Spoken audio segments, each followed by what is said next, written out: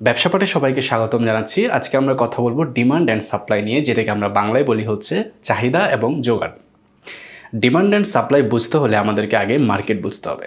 দেখেন, মার্কেট হচ্ছে এমন একটা প্লেস যেখানে বায়ার এবং সেলাররা একত্রিত হয় two exchange goods and services. এবং এই এক্সচেঞ্জ এবং ট্রানজ্যাকশনটা অবশ্যই উইলিংলি হতে হবে। এই ট্রানজ্যাকশনটা সাধারণত দুটো পক্ষের মধ্যে হয়। একটা পক্ষ হচ্ছে প্রোডাক্ট বা সার্ভিস অফার করছে, অন্য পক্ষ হচ্ছে প্রোডাক্ট বা সার্ভিসগুলো অ্যাকসেপ্ট করছে। প্রথম পক্ষ হচ্ছে প্রোডাক্ট বা সার্ভিসগুলো দিয়ে টাকা পাচ্ছে এবং দ্বিতীয় পক্ষ হচ্ছে প্রোডাক্ট বা সার্ভিসের যে ভ্যালু সেটা পাচ্ছে। যেমন আপনি যদি মোবাইল ফোনে 200 টাকার ইন্টারনেট প্যাক কিনেন, অথবা আপনি যদি একটা ভালো সানগ্লাস কিনেন, অথবা আপনি যদি যে কোনো একটা সার্ভিস নেন, হতে পারে সেটা লন্ড্রি সার্ভিস বা সেলুন সার্ভিস, সেখানে আপনি কোনো না কোনো ভ্যালু পাচ্ছেন। আর যারা আপনাকে এসব প্রোডাক্ট বা সার্ভিস দিচ্ছে তাদেরকে আপনি টাকা দিচ্ছেন, তারা সেই টাকাটা পাচ্ছে। আশা করি মার্কেট আমরা বুঝতে পেরেছি। মার্কেট বোঝাটা খুবই ইম্পর্টেন্ট যদি আপনি ডিমান্ড অ্যান্ড সাপ্লাই বুঝতে চান, কারণ হচ্ছে ডিমান্ড অ্যান্ড সাপ্লাই যেখানে তৈরি হয় সেটা হচ্ছে মার্কেট। ডিমান্ড আসলে কি? ডিমান্ড হচ্ছে চাহিদা। আমরা যদি সোজা বাংলায় বলি, একটা প্রোডাক্ট বা সার্ভিসের ডিমান্ড তখনই তৈরি হয় যখন 3টা শর্ত সেখানে পূরণ হয়। 1 নম্বর শর্ত হচ্ছে কাস্টমারদের মধ্যে সেই প্রোডাক্ট বা সার্ভিস সেটা পাওয়ার ইচ্ছা বা আকাঙ্ক্ষা থাকতে হবে।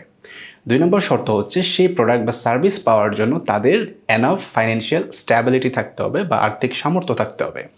3 নম্বর শর্ত হচ্ছে তাদের যে আর্থিক সক্ষমতা আছে সেই অর্থটা সেই প্রোডাক্ট বা সার্ভিসের পিছনে তাদের স্পেন্ড করার ইচ্ছা বা মনোভাব থাকতে হবে। এই 3টা শর্ত যখন পূরণ হবে তখন আমরা ধরে নিতে পারবো এই পার্টিকুলার প্রোডাক্ট বা সার্ভিসের জন্য এনাফ ডিমান্ড তৈরি হয়েছে। একটা উদাহরণ যদি দিই, ধরুন আপনি নতুন একটা চাকরি পেয়েছেন।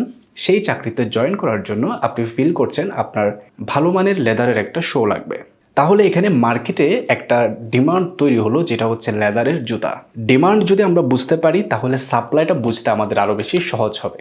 সাপ্লাইটা আসলে কি? সাপ্লাই হচ্ছে যোগান। এই যে মার্কেটে যখন কোনো একটা প্রোডাক্ট বা সার্ভিসের ডিমান্ড তৈরি হয়, সেই চাহিদাটা পূরণ করার জন্য মার্কেটে যখন সেই পণ্য বা সার্ভিসটার এনাফ অ্যাভেলেবিলিটি থাকবে, তখন হচ্ছে আমরা সেটাকে সাপ্লাই বলে থাকি। উদাহরণ দিয়ে বলি, আপনার যে লেদার শোটা প্রয়োজন, যে এই চাহিদাটা তৈরি হয়েছে, সেটা মার্কেটে অ্যাভেলেবিলিটি আছে এবং সেটা হচ্ছে সাপ্লাই। অনেকেই কিন্তু সাপ্লাই দিচ্ছে। বাটা, অ্যাপেক্স, লোটো, অনেক ধরনের ব্র্যান্ড আছে মার্কেটে যারা হচ্ছে বিভিন্ন ধরনের বিভিন্ন কোয়ালিটির লেদার শোজ, স্যান্ডেল এগুলা অফার করছে এবং মার্কেটে যথেষ্ট পরিমাণে কিন্তু এটার যোগানও আছে। তো এটাই হচ্ছে সামগ্রিকভাবে সাপ্লাই।